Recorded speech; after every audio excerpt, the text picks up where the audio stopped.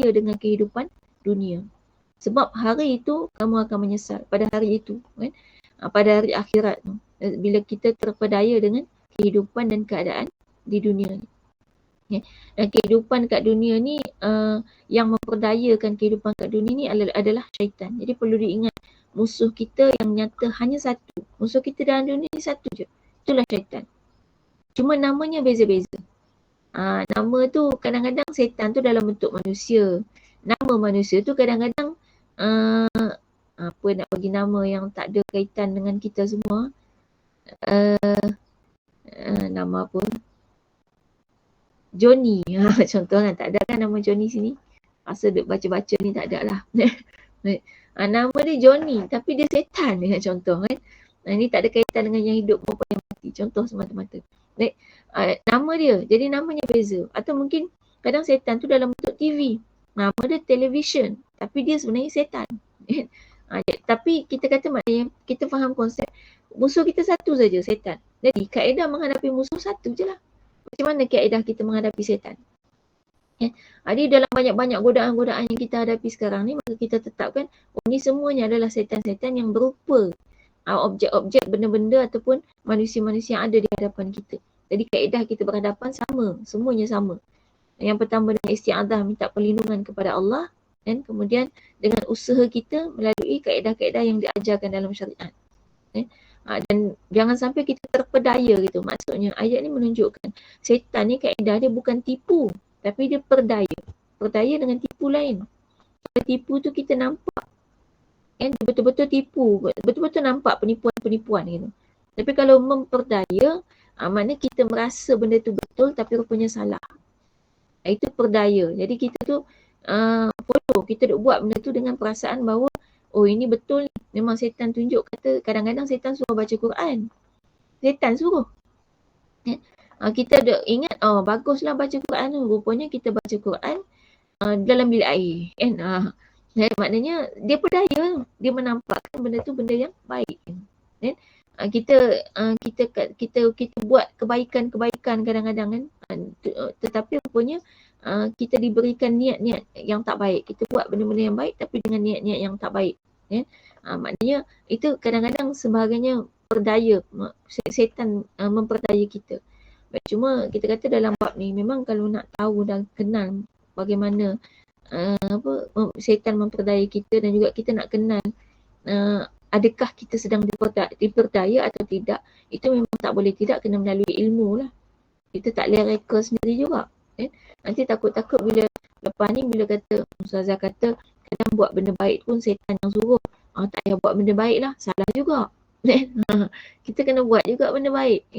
Jadi maknanya benda tu kita kata perlu kepada ilmu. Tak apa, kita teruskan proses belajar pelan-pelan lah. Maknanya sekurang-kurangnya ilmu kita tu bertambah dari sehari ke sehari. Baik, itu ayat yang pertama. Baik, ayat yang kedua ni dia lebih detail lagi, menyebutkan tentang bagaimana keadaan kawan-kawan kita yang kita nak pilih ni. Ayat tu kata jadikan dirimu sentiasa berdamping rapat dengan ni kawan jenis macam mana? Yang pertama, orang yang beribadat kepada Tuhan mereka pada waktu pagi dan petang. Jadi maknanya yang rajin ibadah. Kawan macam mana kita nak cari yang rajin ibadah? Dan ibadah ni kita boleh bagikan kepada ibadah khusus dan ibadah umum. Jadi maknanya umumnya kita boleh faham, kita cari kawan yang kita tengok dia selalu buat kebaikan. Dan kebaikan sama ada berbentuk mungkin solat, puasa, tadarus kan. Maknanya mungkin dia rajin datang tadarus, dia rajin datang kuliah kan. Kemudian kita tengok dia rajin solat-solat sunat, itu satu sudut. Kemudian kita tengok lagi kebaikan yang lain yang dia selalu buat dalam kehidupan dia. Jadi mungkin dia tu aktif dengan organisasi NGO misalnya. Dia buat kebajikan-kebajikan. Dan kita tengok dia ni aktif untuk buat kebaikan-kebaikan. Ini kawan yang kita nak cari. Dia tu ibadah siang malam. Kan? Atau mungkin puasanya rajin. Rajin puasa sunat. Jadi ni jenis kita kata ciri-ciri sifat seorang kawan yang baik. Yang pertama. Yang kedua, ayat baris yang ketiga tu, yang mengharapkan keredaan Allah semata-mata. Jadi dalam hidup dia mengharapkan keredaan Allah je. Dia tak kisah tentang pandangan manusia. Jadi kalau ada orang kita sendiri kita nak jadikan diri kita kawan yang baik juga. Maknanya kalau nak jadikan diri kita sebagai kawan yang baik, tadi yang pertama, cuba penuhkan diri kita 24 jam tu dengan ibadah dan amal soleh, dengan kebaikan-kebaikan. Supaya siapa pun yang berkawan dengan kita, dia akan dapat kebaikan tu. Dan juga kita nak supaya kita ni sentiasa berfikir untuk mendapatkan keredaan Allah. Kalau kita punya ayat, selalu kita tengok ayat kita ni kadang-kadang bila kata nak pakai baju apa, yang kita fikir nanti apa orang kata, nanti apa orang tengok kan. Katalah nak pergi kenduri, pergi tarik baju apa 20 tahun yang lalu kan, baju lusuh. Kita kata nanti orang tengok apa orang kata, tak sesuai. Yang kita fikir apa orang kata kan. Kalau kita masak pun kita nak masak sedap supaya orang puji. Takut nanti orang kata tak sedap kan, pun sebab orang juga. Jadi yang kita selalu fikirkan orang. Kadang-kadang ada juga ibu bapa yang tekankan benda yang sama ke anak-anak kan. Kau buat macam ni nanti apa orang kata. Yang kita duk sebut apa orang kata. Kalau belajar malas-malas ni, penatlah dengar jiran-jiran duk kata kat kau kan, mak sakit hati kan. Jadi yang kita duk sebut, jiran duk kata, orang tu kata-kata gitu. Kalau dekat Facebook yang kita sibuk, apa komen orang kat kita kan. Yang kita sepatutnya jadikan gini, komen orang tu boleh kita baca kalau dia tak memberi kesan kepada perasaan kita kan. Yang boleh kita baca kalau dia boleh memotivasi kita, sama ada positif atau negatif komen tu, tak ada masalah. Kalau dia boleh menjadi motivasi pada kita dengan komen yang positif, maka kita tahu di situlah ada point kelebihan yang ada pada kita yang boleh kita lipat gandakan usaha supaya kelebihan itu menjadi manfaat kepada orang lain kan.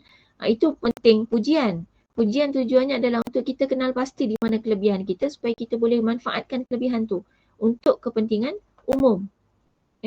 Bukan untuk kita kembang kan. Bila kena puji kembang, melayang kan, tak sedar dunia kan. Bukan untuk itu kan.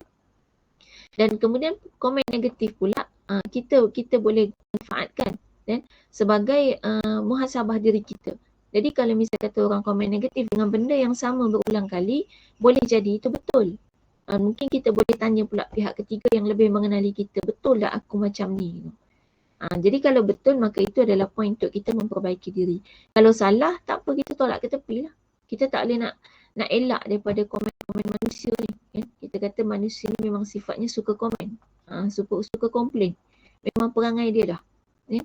Jadi kita tak boleh nak elak, tapi macam mana kita nak mengendalikan ni. Jadi sekarang ni, sama ada kita nak cari kawan yang tak kisah tentang komen orang, kita nak dia hanya mengharap keredaan Allah, atau kita sendiri menjadikan diri kita sebagai kawan yang baik dengan cara mendidik diri kita supaya kita tu tidak mengharapkan manusia suka kita, apatah lagi kalau sampai tahap yang Nabi sebutkan. Jangan sampai kamu mengharapkan keredaan manusia dengan murka Allah. Jadi kamu tu nak manusia sayang kamu, tetapi dengan cara Allah marah kamu. Itu Nabi pesan, jangan sampai macam tu. Tapi mintalah supaya kamu itu mengharapkan keredaan Allah walaupun dengan muka manusia. Dan janji Allah apa? Kalau engkau mengharapkan Allah yang redha walaupun manusia jadi tak suka, maka Allah akan jadikan kamu ini disenangi oleh manusia dan juga dicintai oleh Allah. Dua-dua kita akan dapat. Itu janjinya. Manakala kalau kita nak supaya manusia sayang kita dengan cara kita buat Allah marah kita, Allah kata, ketahuilah bahawa sesungguhnya manusia akan benci kamu, Allah pun benci kamu. Itu sebenarnya yang terjadi. Kan contoh macam mana yang dikatakan sebagai kita buat manusia sayang kita tapi Allah benci. Antaranya ada orang dia nak dapatkan kasih sayang kawan-kawan dia dengan cara mengumpat. Sebab kawan ni tak suka dengan si B, kita pun mengumpatlah B tu dekat kawan kita ni supaya kawan kita rasa kita geng dia kan. Maknanya apa? Kita nak berkawan dengan dia tapi kita buat maksiat, kita buat dosa kan? Atau mungkin sebab nak berkawan dengan dia kita perlu berpakaian macam dia, mungkin pakaian tu mendedahkan aurat kan. Kita pun ikut, kita follow. Ni biasa anak-anak muda lah ni, dia ikut pakaian kawan-kawan dia kan. Jadi kalau macam tu maknanya kita dah pun mencari keredaan manusia dengan kemurkaan Allah. Dan sebenarnya akibatnya adalah kita sebenarnya tak disenangi oleh manusia juga. Allah memang dah confirm benci kita sebab Allah marah lah dosa kan. Kemudian murka Allah bukan kebencian. Allah tetap sayang kita, cuma kemurkaan dia. Allah marah kan. Baik, kemudian manusia. Sebenarnya manusia ni contoh tadi kalau kita katalah kita tukar pakaian kita nak tiru kawan kita sebab nak berkawan dengan dia. Dan manusia ni sebenarnya dia akan hormat kepada orang yang ada prinsip. Walaupun secara zahir dia akan tunjukkan kebencian dia sebab kita tak follow dia. Itu kan nafsu dia yang kata gitu. Tapi dalam hati kecil dia hormat sebenarnya bila kita ada prinsip kita. Kan? Cuma kadang memanglah hormat tu ditampilkan dengan kebencian. Kan? Dia sama macam musuh kan. Musuh ni dia benci musuh dia. Tapi jenis musuh ni ada jenis musuh yang dihormati sebab prinsip dia. Macam Nabi SAW. Right? Memang sangat dibenci oleh musuh dia. Nak dibunuh, nak macam-macam kan. Usaha untuk menghapuskan Nabi SAW, untuk menghapuskan ajaran Nabi SAW. Tapi dalam hati kecil musuh-musuh ni dia hormat. Dia hormat Nabi kan, dengan keadaan akhlaknya, dengan prinsip-prinsip hidupnya. Jadi maknanya itu yang kita nak sebenarnya. Kan? Kita bukannya nak dia baik depan kita. Kita kena tahu gini, dalam hidup kita ada siratal mustaqim. Dan ada jalan yang lurus. Baik, kita ada siratal mustaqim. Siratal mustaqim ni satu siratal mustaqim. Baik, di tengah-tengah jalan yang lurus itu kan, kita ada banyak cabang-cabang yang menyimpang kan. Cabang-cabang yang sesat, yang salah gitu, yang menyimpang. Ada banyak, walaupun namanya satu setan tadi kan, tapi dia ada banyak cabang-cabang, banyak kaedah kesesatan yang kita akan temui. Baik, dan maknanya gambarannya ketika kita memilih siratal mustaqim, kita akan jumpa banyak kawan guys. Walaupun asalnya kita tak kenal pun dia. Mungkin sekarang sebab kita tegas dengan pendirian kita dalam urusan agama, orang tak mau kawan dengan kita. Nampak zahir tak ada kawan. Tapi percaya dan yakinlah bahawa orang yang berada di jalan Allah sentiasa ada kawan. Sebab ada ramai lagi orang yang ada di jalan Allah yang ditolak oleh manusia dan mereka sangat merindukan kehadiran manusia-manusia walaupun tidak dikenali tetapi mereka sama-sama berada di jalan yang lurus. Jadi kita semua berkawan. Kita sentiasa ada dalam doa dia, dia pun sentiasa ada dalam doa kita walaupun kita tak tahu siapa nama dia. Sebaliknya kalau kita ada dalam cabang-cabang kesesatan tadi, apa yang berlaku? Setiap cabang dia ada geng dalam cabang dia saja. Sebab orang kalau buat benda maksiat ni, dia geng dia je. Dia tak geng dengan golongan maksiat lain. Kadang-kadang dia orang ni bergaduh. Kan? Sebab contohlah satu golongan ni dia ada target kan. Target dia adalah nak kaya. Dia nak kaya, dia nak menguasai, dia nak jadi golongan yang paling kaya dalam dunia. Baik, itu satu cabang kesesatan. Dia buatlah segala benda-benda maksiat, segala dosa. Kesesatan pun tak apa, nak jumpa tok bomoh ke apa, dia tak ada masalah. Bagi dia, yang penting dia nak kaya. Baik, satu cabang lagi kesesatan yang lain, dia punya plan adalah dia nak memimpin dunia. Kan? Jadi dia akan buat segala plan untuk memimpin dunia. Dia orang ni akan nampak musuhnya adalah siapa yang berada di siratal mustaqim. Kan? Dia nampak itulah musuh dia. Kan? Maka mereka mungkin kerjasama. Mungkin dia akan kerjasama. Tadi yang nak kaya dengan yang nak menguasai dunia, dua-dua akan kerjasama. Tapi kerjasama dalam bentuk sebab nak lawan dengan yang ada di siratal mustaqim. Hakikatnya mereka juga bermusuhan. Sebab untuk jadi kaya dan untuk menguasai dunia, kan, kedua-duanya ni akan saling bertembung. Nak kuasai dunia dia perlu harta. Nak kaya akhirnya dia perlu kuasa. Jadi akhirnya dua-dua tu akan berebut. Dan jadi sebenarnya dia tak berkawan. Dia tak ada kawan sebenarnya. Kawan dia hanya yang ada dalam jalan dia. Jadi dia tak ramai. Sedangkan yang ada di siratal mustaqim ni ada ramai dalam dunia ni. Cuma kadang-kadang kita tak nampak, tak nyata. Dan dia orang ni kadang-kadang ada dalam gua kan. Sebab dia disisihkan oleh masyarakat. Jadi rugilah kalau kita ada di jalan maksiat semata-mata nak cari kawan. Biar kita ada di jalan yang lurus, nampak macam tak ada kawan, tapi hakikatnya tiba-tiba kita ada masalah, ada kawan yang tiba-tiba akan datang menolong. Dan sebaliknya kalau ada di jalan yang salah tadi, nampak banyak kawan. Tapi bila ada masalah, tiba-tiba kita seorang-seorang. Tak ada siapa nak tolong kita. Itulah keadaannya. Maknanya yang dikatakan sebagai jalan yang lurus dan kita hanya mengharapkan Allah yang redha pada kita, bukan keredaan manusia. Baik, dan kemudian ayat lagi dijelaskan tentang janganlah engkau memalingkan pandanganmu daripada mereka hanya kerana engkau mahukan kesenangan hidup di dunia. Jadi maksudnya kalau jumpa kawan yang macam ni, tadi dua sifat tadi dua ciri-ciri tadi, kalau jumpa kawan yang macam ni jangan lari. Dan jumpa kawan yang rajin buat ibadah, yang buat amal soleh pagi sampai malam, 24 jam siang malam. Kemudian jumpa kawan yang memang tak kisah tentang pandangan manusia, jangan lari daripada kawan macam ni. Kita kalau sebut jangan lari, kita kata takkan kita nak lari jumpa kawan macam ni. Saya jumpa dalam dunia alam realiti ni, memang orang lari. Kenapa? Sebab kita ambil contoh gini. Sifat orang macam ni, satu, bila dia nampak kawan dia, katalah kita nak berkawan dengan dia ni, bila dia nampak kita buat salah, dia akan tegur. Siapa tahan kalau tiap-tiap hari kena tegur? Kan lama-lama lari kan. Ni ada memang terjadi pun, bila tiap-tiap hari kena tegur kan. Akhirnya kawan ni kata, awak ni asyik cari kesalahan saya je. Jadi bila dibetulkan, dia anggap mencari kesalahan. Itu yang dipesankan adalah jangan lari kalau jumpa kawan macam ni kan? Atau mungkin kawan tu duk ajak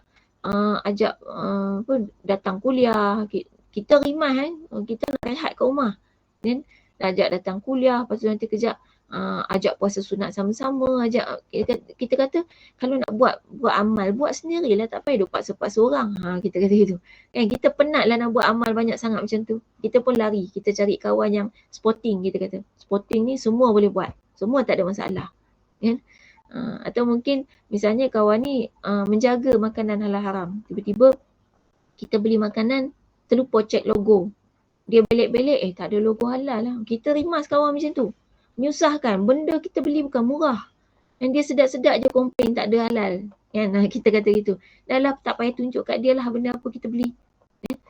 Jadi tu maknanya kejadian, memang kejadian orang yang kita kata kalau sebut orang ni dah baik, buat kebaikan 24 jam, kenapa kita nak lari pada dia? Tak, memang hakikatnya kita boleh lari dan banyak kejadian kan. Kes benar memang kita lari daripada kawan yang macam ni. Jadi Allah pesan jangan lari kalau jumpa kawan macam ni. Apalagi kawan yang sanggup untuk membetulkan kita ketika kita salah, itu bukan senang cari. Sebab banyak manusia yang tak mahu dibetulkan. Jadi akhirnya kebanyakan kita tidak membetulkan sebab orang tak sedia. Kita kalau boleh jumpa kawan yang kita sepakat dengan dia, bagi lampu hijau terus kat dia kan. Kalau saya ada buat apa-apa salah, bagi tahu. Terutama salah di sisi agama lah. Kalau salah potong bawang, salah potong sayur, itu biarlah, kita ada cara masing-masing kan. Ini salah dari sudut agama. Ada lampu hijau, insya-Allah dia akan lebih berani untuk bagi tahu dan membetulkan. Dan kita pun sama-samalah dengan dia, maknanya saling memperbaiki. Itu kawan yang susah nak cari. Baik, kemudian disambung lagi, dan janganlah engkau mematuhi orang yang kami ketahui hatinya lalai daripada mengingati Allah. Baik, itu satu sifat. Ini pula sifat kawan yang tak baik. Baik, sifat yang pertama adalah hatinya lalai daripada mengingati Allah. Itu sifat pertama. Sifat kedua dan mematuhi pengajaran. Maksudnya sifat yang kedua ialah dia tak patuh dengan perintah Allah. Jadi sifat pertama dia tu lalai. Maknanya hidup dia tu mungkin kalau kita jumpa dengan dia, yang sembang dengan dia tiap-tiap hari pasal filem tu, drama Korea, pasal cerita Hindustan, sembang lagi pasal COVID, nak balik kampung tak boleh, merungut sana, merungut sini, komplain. Katalah, maknanya sifat dia tu lalai tu. Bila kita sembang jumpa dia je, kita tak ingat Allah. Ini sifat kawan yang tak baik. Kita sendiri pun jangan jadikan diri kita sebagai kawan yang macam tu. Jumpa je kawan kita tu jadi leka. Habis-habis tak sembang benda-benda tu, sembang barang nak shopping. Sale kan. Setiap kali jumpa sale sana, sale sini, kita bercerita kan. Sekali-sekala tak apalah berkongsi kebaikan kan. Tapi kalau asyik sale manjang, tu makna kaki shopping lah tu. Jadi yang tu makna kita kata dia kita jumpa dengan dia, kita lupa Allah. Itu kawan yang tak baik. Baik, yang tadi yang kedua adalah dia tak patuh dengan ajaran Allah. Maksudnya kalau wanita ni kita nampak pertama dari segi penampilan pakaiannya kan, tidak menutup aurat dengan baik. Dan mungkin solatnya pun sambil lewa kan. Azan dia ajak kita sembang. Tengah ada azan tu, makin kuat azan makin kuat sembang. Kan, sebab nak lawan suara azan. Ni maknanya kawan yang kita kata tidak membawa kebaikan kepada kita. Jadi poinnya adalah dia sentiasa patuh kepada ajaran Allah SWT. Maka itulah sifat kawan yang baik. Baik, kemudian sifat kawan yang tak baik lagi, yang ketiga adalah dia menurut hawa nafsu. Dalam ayat ni sebut. Jadi apa-apa hal dia selalu ikut hawa nafsu. Misal dalam bab makan, dia selalu pilih apa yang nafsu dia nak. Yang sedap, Tak kira lah sihat tak sihat ke, halal tak halal, dah tak kisah dah, yang penting sedap. Ikut hawa nafsu. Nak buat apa-apa semua dia ikut nafsu. Bercakap pun dia ikut nafsu. Tak ada kawalan, ikut je apa dia nak cakap, dia cakap. Dia nak pergi mana, dia pergi. Itu kata ikut nafsu. Jenis kawan macam ni bukan kawan yang baik. Kita pun samalah untuk menjadikan diri kita sebagai kawan yang baik kepada orang lain. Maka hidup kita tu jangan sampai kita penuhkan dengan hanya follow je apa yang nafsu kita nak. Ingat orang yang hidup hanya mengikuti apa yang dia inginkan tanpa dia berfikir atau menapis perbuatan dia, itu adalah manusia yang bersifat haiwan. Balhum adal, Allah kata, lebih dahsyat daripada haiwan. Sebab haiwan tak ada akal. Jadi logik lah kalau dia ikut perasaan. Sebab dia tak ada akal. Kucing tu dia tengok ikan dekat dapur rumah kita tu sedap je. Dia tengok kilat-kilat je. Dia rasa nak makan ikan tu, dia ambil. Dia curi kan. Tengok kita balik lalai sikit tengah duk numis kat dapur tu, dia pun melompat dengan singki kita, ambil ikan bawa lari. Dia tak fikir dah dengan akal dia, ni kalau aku ambil ni halal ke tidak kan, ikan ni kan. Lepas tu nanti entah tuan ni baling aku dengan batu ke apa kan. Ni ikan ni siapa yang punya kan. Dia tak fikir dah, sebab dia tak boleh fikir, dia tak ada akal kan. Sebab tu haiwan tak ada hisap. Manusia ni lebih dahsyatnya apa? Dia tengok benda tu, dia teringin, dia ambil juga, dia curi juga. Padahal dia ada akal, yang Allah bagi dia akal untuk dia boleh berfikir baik dan buruk.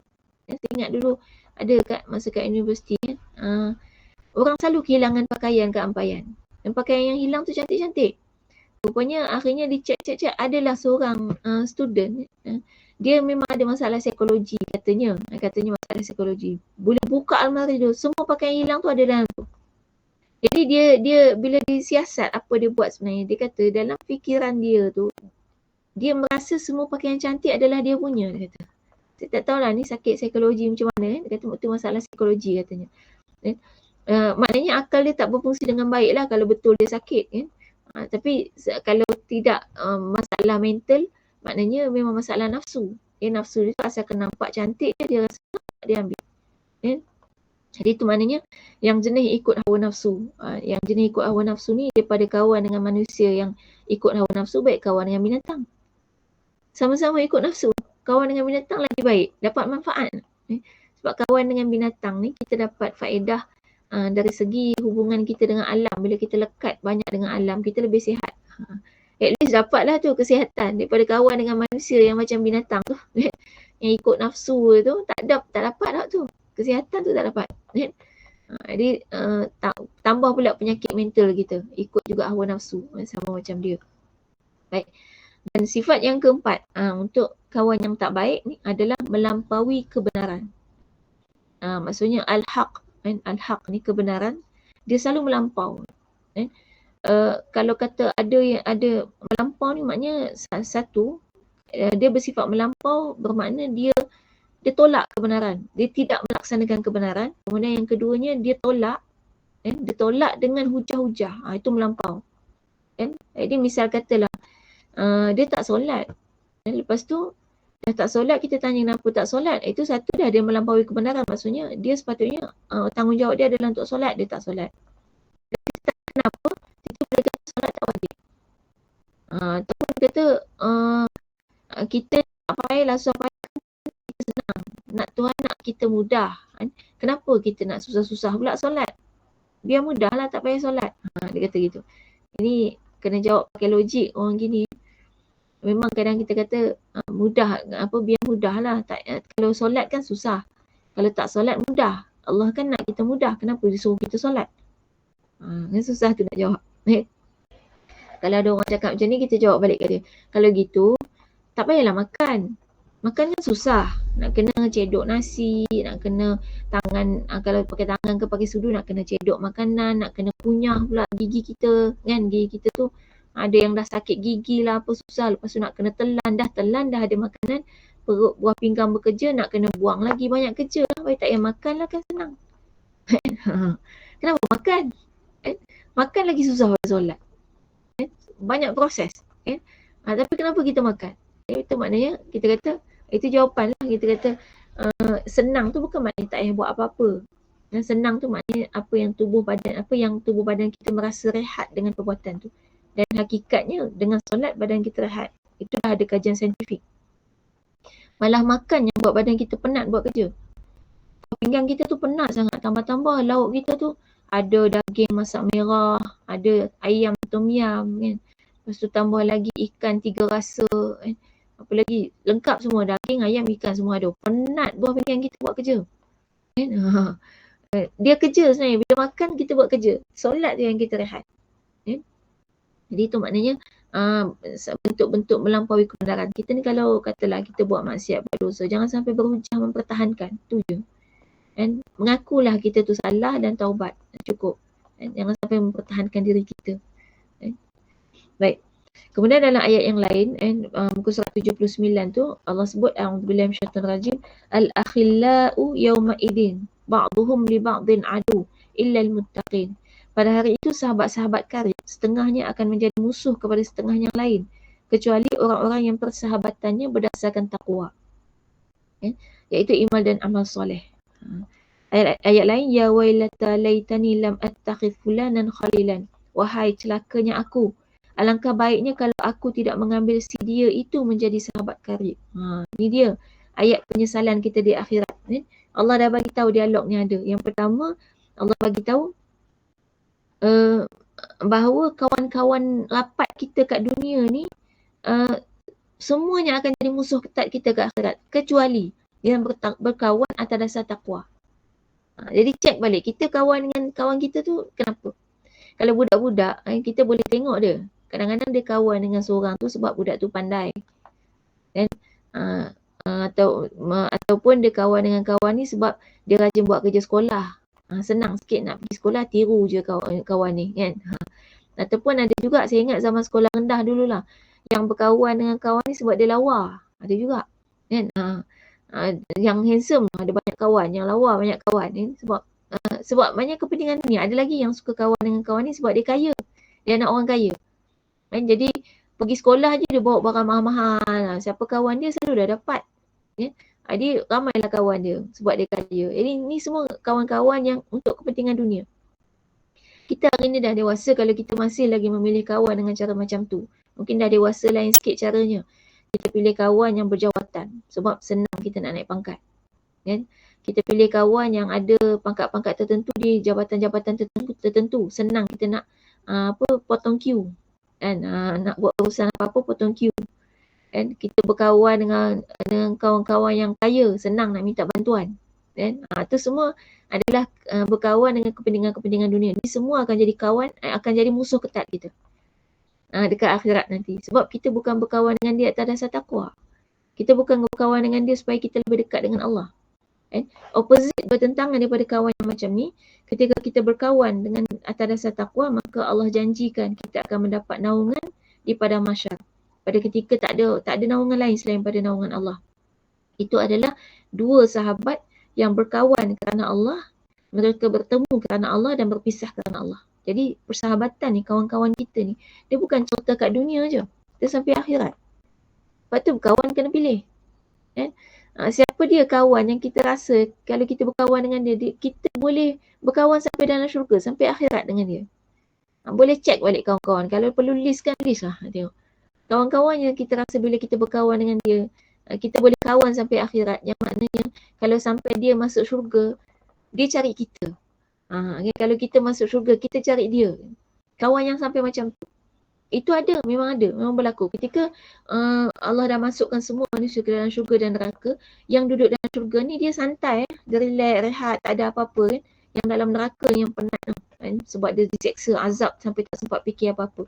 Dalam syurga ni dia mula fikir, mana kawan-kawan aku dulu kat dunia. Dan kawan yang dia cari tu adalah kawan yang dalam takwa ni. Dan kadang-kadang dia boleh memasukkan kawan dia bersama-sama dalam syurga. Itu sifat kawan. Jadi kawan, sebab tu Nabi SAW sangat menghargai sahabat-sahabat dia. Sebab itu semua kawan-kawan yang boleh bawa sampai ke akhirat. Bukan kawan cerita kat dunia saja. Jadi tak perlu sibuk untuk berkawan dengan cara, kalau berkawan ni kena kenalan ramai biar kita ramai kawan. Tengok dulu yang ramai-ramai kawan kita tu kawan yang nanti jadi musuh ketat ke akhirat ke, atau kawan yang boleh bawa ke syurga. Itu jenis kawan yang musuh ketat. Baik, kita boleh bayang kenapa ni? Kenapa yang kata kawan yang boleh jadi musuh ketat? Apa yang dia buat? Apa yang terjadi? Baik, dia gini, bila kita kawan dengan dia, Sekarang ni apa yang kita buat dengan dia kat dunia? Setiap kali kita duduk dengan dia, kita buat apa? Misal, kita boleh geng dengan dia sebab minat kita sama. Kan? Minat kita ialah mengumpat. Sama dengan dia. Kan? Mengumpat pula orang yang sama. Jadi kita punya kita punya pendapat, kita punya otak sama kan. Idea-idea kita tu geng. Katalah setiap jumpa kita memang mengumpat. Setiap jumpa dengan dia kita mengumpat sana, mengumpat sini, gosip sana, gosip sini. Maka di akhirat nanti ketika kita nak dihisap, Allah tanya, kenapa kamu mengumpat? Hampir setiap hari. Kan? Kita kata sebab ada geng lah. Kalau tak ada geng nak ngumpat kan, mana ada orang ngumpat kat tiang. Kan? Tiba-tiba berdiri kat tiang. Tahu tak semalam kan? Tiang tu tak tahu apa-apa, kita pun tak rasa puas hati. Serta kat tiang kan. Jadi puas hati bila ada kawan tu sambut-sambut pula. Jadi kita pun kata aku ngumpat sebab ada geng kawan kan? Kalau dia tak ada, aku tak ngumpat lah. Dia punya pasal lah ni. Kita salahkan dia. Cuba kalau dia tak dengar ataupun dia suruh aku berhenti, aku tak ngumpat lah. Kita pun salahkan dia. Allah tanya mana dia kawan tu. Kena panggil lah. Kawan tu dipanggil. Kenapa kamu jadi ngumpat sama-sama dengan dia? Dan dia kata dia jadi ngumpat sebab ada kamu. Sama lah, saya pun jadi ngumpat sebab ada dia. Jadi beraduh dua-dua tu. Siapa suruh kau ngumpat? Dia kata, aku dengar je contoh kan. Kita dengar je. Kita tak balas pun ngumpat dia. Kita cuma dengar je segala masalah dia lah. Tapi bentuknya ngumpat. Kita kata aku dengar je dah lah. Tambah stres. Lepas tu kau bercerita-cerita. Lepas tu nak salahkan aku. Dia kata, siapa suruh dengar? Sebab ada orang dengar lah aku jadi ngumpat. Cuba kalau tak ada orang dengar, aku tak ngumpat lah. Dah lah aku dengar. Lepas tu aku tambah masalah sebab dengar. Lepas tu kena salah lagi. Yalah memang salah pun. Bergaduh lah dua kawan ni. Itu kata musuh ketat.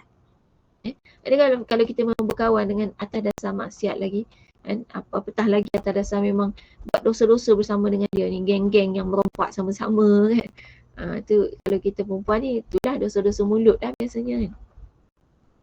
Yang lelaki tu dia ada geng-geng dia, geng-geng buat maksiat tu sama-sama, itu dia semua akan jadi musuh ketat. Itu yang dimaksudkan dengan musuh ketat. Sama sebaliknya juga yang kita jadi kawan baik sampai akhirat tu bila katalah kita Allah izinkan masuk syurga. Kamu amalan kamu sekian-sekian, Allah izinkan masuk syurga. Kita masa tu akan menuntut juga. Aku jadi rajin buat amalan ni sebab kawan aku duk ajak. Jadi takkanlah aku masuk syurga seorang, dia tak. Kita pun tarik dia sekali. Itu maknanya persahabatan yang akan atas dasar takwa. Dan penyesalan dalam ayat bawah tu, penyesalan dialog ni menyebut tentang macam mana seorang sahabat tu dia kata celakanya aku. Maksudnya sampai kata ya Allah kenapa aku buat macam ni kan? Alangkah baiknya kalau kat dunia dulu aku tak kawan dengan dia. Menyesal. Hari ni kita boleh check lah kawan-kawan mana tu yang selalu ajak kita buat maksiat. Itu kita akan menyesal berkawan dengan dia ke akhirat nanti. Baik, kita tengok muka surat 80 dalam hadis lain tu. Mathalul jalisus salih wal jalisus su' kamathalis sahibil misk wa kiril haddad la ya'damuka min sahibil miski imma tashtarihi aw tajidu rihahu wa kirul haddadi yuhriqu badanaka aw thawbaka aw tajidu minhu rihan khabithah. Permisalan atau perumpamaan teman yang baik dan teman yang buruk adalah ibarat seorang penjual minyak wangi dan seorang pandai besi. Penjual minyak wangi mungkin akan memberimu minyak wangi, atau engkau boleh membeli minyak wangi darinya. Dan kalaupun tidak, engkau tetap mendapatkan bau harum darinya.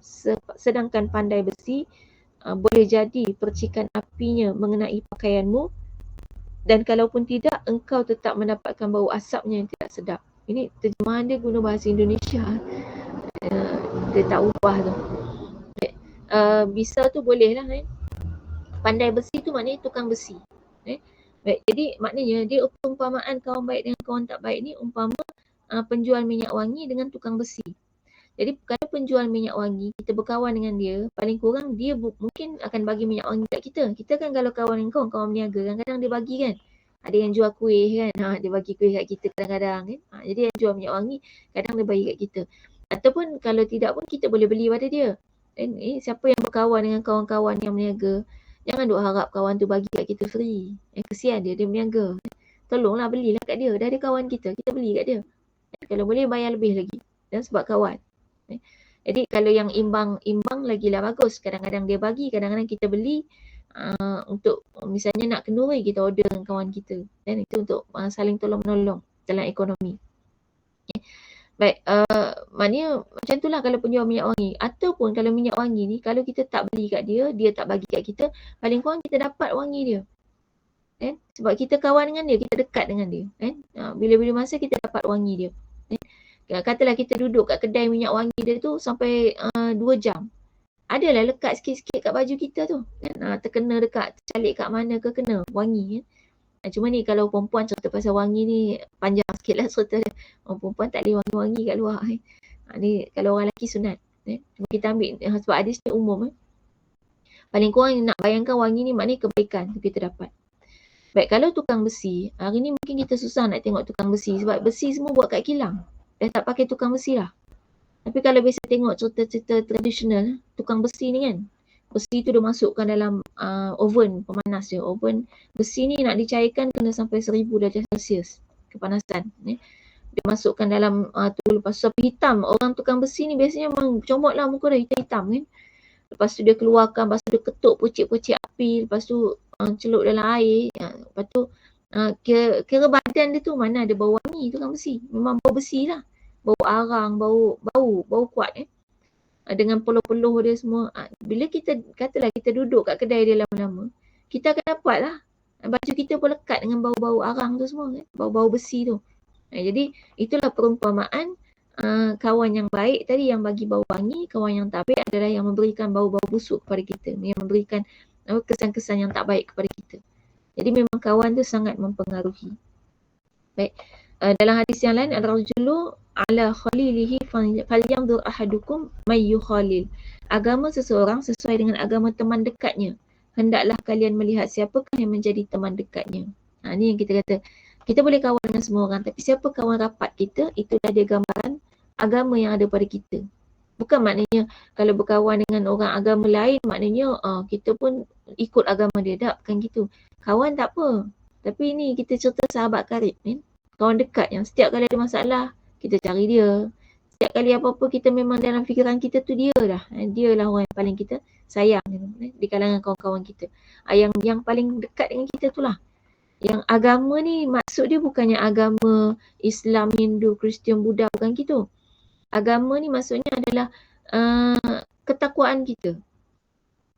Jadi kita kalau kawan sama-sama orang Islam pun tapi hak jenis lemah iman, maka kita akan jadi macam dia. Contoh kan sekarang ni isu yang biasa berlaku, misalnya ada masalah rumah tangga. Masalah rumah tangga dengan suami. Katalah suami tu main kayu tiga. Kita ada masalah, kita cerita dengan kawan baik kita. Kalau kawan baik kita tu adalah kawan yang jenis ikut nafsu, jenis tak ada agama kan, nasihat dia macam mana? Kita boleh imagine dalam nasihat dia, satu, jangan bagi muka ke orang lelaki. Kan? Kau minta cerai je. Begitulah alasan dia. Sentiasa menyokong kawan dia tu. Dan sentiasa mengatakan kawan dia tu lah yang betul, suami dia tu lah yang salah. Tanpa dia siasat dulu. Kan? Masalah rumah tangga ni kan ada banyak pro kontra. Kita kata kadang-kadang ada salah dua-dua pihak juga kan. Kita tak tahu, sepatutnya kena siasat dulu kalau nak selesaikan. Tapi kalau kawan tu tak ada agama kan, dia tak ada ilmu, dia punya nasihat macam tu lah. Ataupun mungkin dia bagi cadangan macam ni, tak payah balik rumah kau, duduk je rumah aku tak kisah kau nak duduk rumah aku berapa lama pun. Berdosa tu kawan buat macam tu, melarikan isteri orang walaupun dia perempuan kan. Sebab wanita keluar daripada rumah tanpa izin suami, itu kan dosa kan? Dan yang melarikan tu, yang menyembunyikan tu pula kawan baik dia. Itu kawan yang akan jadi musuh ketat ke akhirat nanti kan? Itu kalau kawan tu tak ada agama. Sebaliknya kalau dia ada agama, maka nasihat yang dia bagi mungkin sabar, ataupun dia bantu, jom kita pergi jabatan agama, kita pergi jumpa kaunselor. Itu baru kita kata maknanya betul-betul sifat kawan yang mungkin buat membantu menyelesaikan rumah tangga, masalah rumah tangga kawan dia. Itu contoh, itu dalam bab masalah rumah tangga. Sebab ni biasa berlaku, biasa jadi kes-kes macam ni.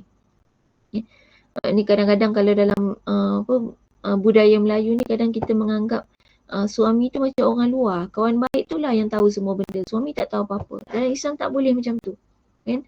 Sampai aib-aib dalam rumah tangga kita buka cerita semua kat kawan kita sampai kawan kita tu tahu semua. Tak boleh sepatutnya macam tu. Itu dosa. Dosa kalau aib rumah tangga dibuka kepada kawan-kawan kita hanya untuk bercerita. Itu dosa. Baik. Kemudian muka surat 81 pun dalam ayat yang lain ni, sembahlah Allah dan janganlah kamu mempersekutukannya dengan sesuatu pun, dan berbuat baiklah kepada dua orang ibu bapa, kaum kerabat, anak-anak yatim, orang-orang miskin, tetangga yang dekat dan tetangga yang jauh. Sesungguhnya Allah tidak menyukai orang-orang yang sombong dan membangga-banggakan diri. Dan ini dalam konsep kita berbuat baik. Yang berbuat baik itu bermula dengan yang paling utama, ibu bapa. Jadi kalau kita nak bagi layanan terbaik, itu mesti pada ibu bapa kita dulu. Ini bila contoh ibu bapa, jangan bayang kita jadi ibu bapa. Nanti dia jadi high demand. Demand anak buat gini tak. Bayangkan kita adalah anak, kita ada ibu bapa. Jadi layanan terbaik adalah kepada ibu bapa kita. Kemudian yang kedua kepada kaum kerabat. Jadi kena layan baik kepada saudara mara kita. Yang ketiga anak yatim. Dia ikut step ni kan. Yang keempat orang miskin. Ada keutamaan dia. Lepas tu jiran tetangga. Bermula dengan yang dekat, lepas tu yang jauh. Kemudian barulah kawan kat pejabat, kawan sejawat. Jadi ada kawan dalam ni. Itu fokus dia, ada kawan. Kemudian kepada Ibnu Sabil. Ibnu Sabil ni orang yang berada di jalan Allah. Itu kita kena layan dengan baik. Sama ada berada di jalan Allah ni, dia mungkin berjihad kan, ataupun kalau di Malaysia ni Ibnu Sabil tu termasuk yang keluar belajar menuntut ilmu. Ibnu Sabil kan. Baik, kemudian hamba sahaya. Sekarang ni tak ada lah, kat Malaysia tak ada hamba sahaya. Bibik bukan hamba sahaya, beza. Baik, itu layanan ikut peringkat, ikut step-step dia. Kena layan dengan baik. Jadi ada orang, dia layan kawan-kawan baik lagi, tapi dengan mak bapak kasar. Dengan saudara mara putus hubungan. Dengan jiran tetangga kita menyakiti, kita menzalimi. Tapi dengan kawan-kawan kita yang kita pilih je, yang kita jadi baik. Itu tak boleh. Dia kena kalau ikut susunan nak baik dengan siapa, ini dulu. Dan step-step dia yang ni, yang keutamaan. Layanan terbaik itu kepada golongan ni dulu. Mak bapak yang paling utama. Baik, kemudian dalam ayat yang lain, muka surat 82 kita baca terjemahan dia.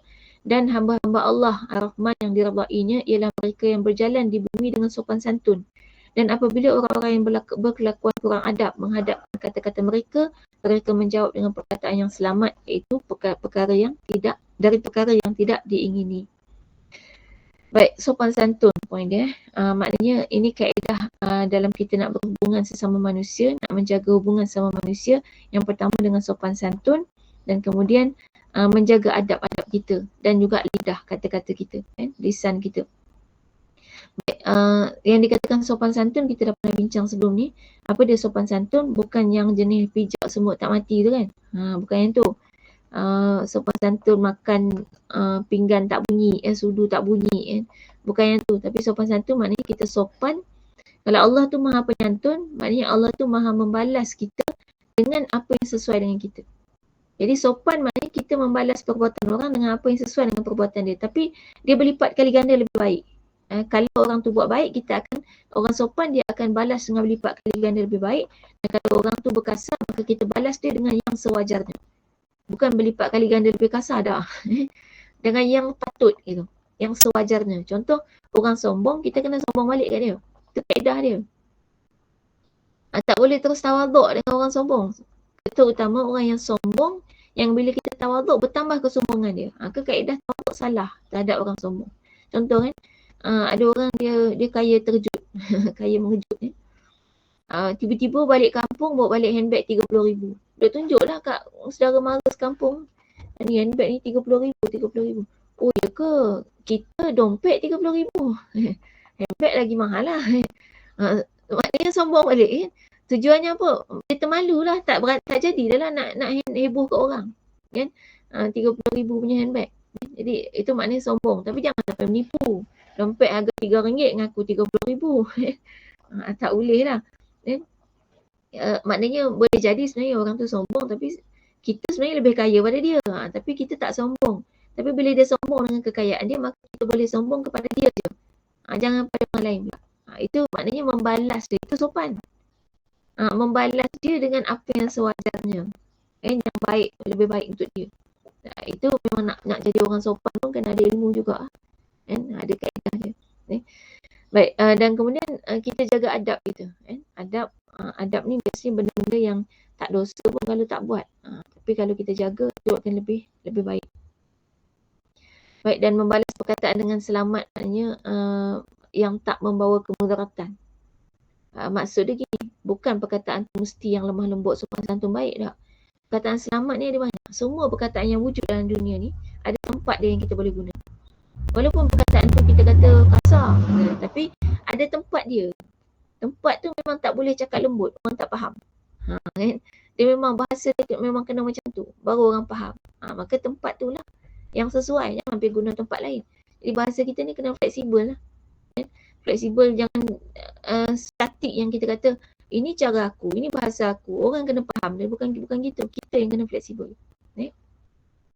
Baik, dan kemudian dalam hadis yang bawah tu, wahai anak, aku ajarkan kepadamu beberapa untai kalimat, iaitu jagalah Allah, nescaya dia akan menjagamu. Jagalah Allah, nescaya kau dapati dia di hadapanmu. Jika engkau hendak meminta, mintalah kepada Allah. Dan jika engkau hendak memohon pertolongan, mohonlah kepada Allah. Ketahuilah, seandainya seluruh umat bersatu untuk memberimu suatu keuntungan, maka hal itu tidak akan kamu peroleh selain dari apa yang telah Allah tetapkan untukmu. Dan andai pun mereka bersatu untuk melakukan sesuatu yang membahayakanmu, maka hal itu tidak akan membahayakanmu kecuali apa yang telah Allah tetapkan untuk dirimu. Pena telah diangkat dan lembaran-lembaran telah kering. Penutup pena telah diangkat dan lembaran-lembaran telah kering ni maksudnya ialah qada dan qadar dah tetap. Dah ditetapkan. Apa kaitan dengan yang sebelum tu? Maksudnya gini, sekarang ni fokus kepada benda yang kita nak buat, iaitu apa? Jagalah Allah. Itu je fokus dia. Jaga Allah tu maksudnya jaga agama Allah. Jaga agama yang ada dalam diri kita. Maka tak payah fikir tentang akibat dia sebab Allah janji akan jaga kita. Itu qada-qadarnya, ketetapannya ialah Allah janji akan jaga kita kalau kamu jaga agama Allah. Jadi jaga agama Allah, tak payah duk fikir dah apa lepas tu jadi apa. Sebab ini janji Allah. Janji Allah la yukhliful mi'ad. Allah takkan mungkir janji. Dan kemudian dia kata kalau nak minta tolong, fokus kepada kalau nak minta tolong, minta Allah dah. Lepas tu tak payah fikir Allah nak bagi ke tidak. Sebab Allah janji, Allah akan tolong. Allah akan tolong dengan cara yang paling kita perlukan. Yang kita pun tak tahu gitu, yang di luar daripada ilmu kita. Dan Allah bagi tahu kat sini adalah ni lagi satu lagi ketetapan ialah kalaulah sejumlah manusia berkumpul untuk melakukan kejahatan kepada kamu, maka mereka tidak akan mampu lakukan apa-apa kecuali dengan izin Allah. Kalau sekelompok manusia berkumpul untuk membahayakan kamu pun, dia tak akan buat apa-apa kecuali dengan izin Allah. Kalau sekelompok manusia nak bagi kebaikan pada kamu pun, kalau Allah tak izinkan, tak dapat juga. Jadi maksudnya semuanya kerja Allah. Jangan duk tengok kerja Allah tu, biar je. Kan itu kerja Allah. Kerja kita apa dia? Minta tolong dengan Allah. Kerja kita jaga agama Allah yang ada dalam diri kita. Dan jaga agama yang ada dalam diri kita. Sebab itulah tak boleh kita katakan, misal kata orang kena sihir, dia kata, oh ni sihir lah buat aku macam ni. Tak, sihir tu tak akan berkesan kepada kita tanpa izin Allah. Dan kalau Allah izinkan, maknanya ada sesuatu yang Allah nak pada kita. Yang kebaikan kita boleh buat. Dan ada kebaikan yang kita boleh buat. Jadi jangan sampai berfikir ada yang boleh memudaratkan kita. Tak ada. Semua tu hanya dengan izin Allah. Kan Nabi SAW tu berkumpul. Kita tengok kejadian Nabi SAW. Berkumpulnya manusia untuk membunuh Nabi. Diupah lah apa semua. Macam-macam cara. Akhirnya Nabi tak mati dibunuh pun. Kan? Nabi wafat dalam keadaan biasa. Di atas riba Sayyidatina Aisyah dalam keadaan kematian yang normal, yang kewafatan yang biasa, bukan kerana dibunuh, dicucuk pedang ke tak. Walaupun ada kesan daripada racun yang pernah, ada orang pernah racun Nabi kan, wanita Yahudi pernah racun Nabi. Ada kesan tapi bukan Nabi mati sebab racun.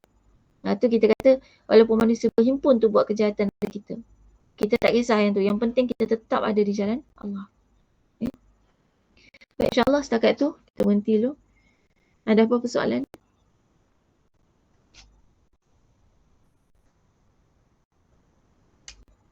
Tak ada. Kalau tak ada apa-apa, mudah-mudahan ada kebaikan untuk kita semua. Mudah-mudahan Allah bantu kita untuk terus istiqamah berada di atas jalan Allah. Allahumma thabbit qulubana ala dinik wa ala ta'atik. Wallahu a'lam. Aqulu qawli hadza wa astaghfirullah li wa lakum. Wassalamualaikum warahmatullahi wabarakatuh. Kita tutup dengan tasbih kafarah dan surah. Subhanakallahumma wa bihamdika asyhadu an la ilaha illa anta astaghfiruka wa atubu ilaik.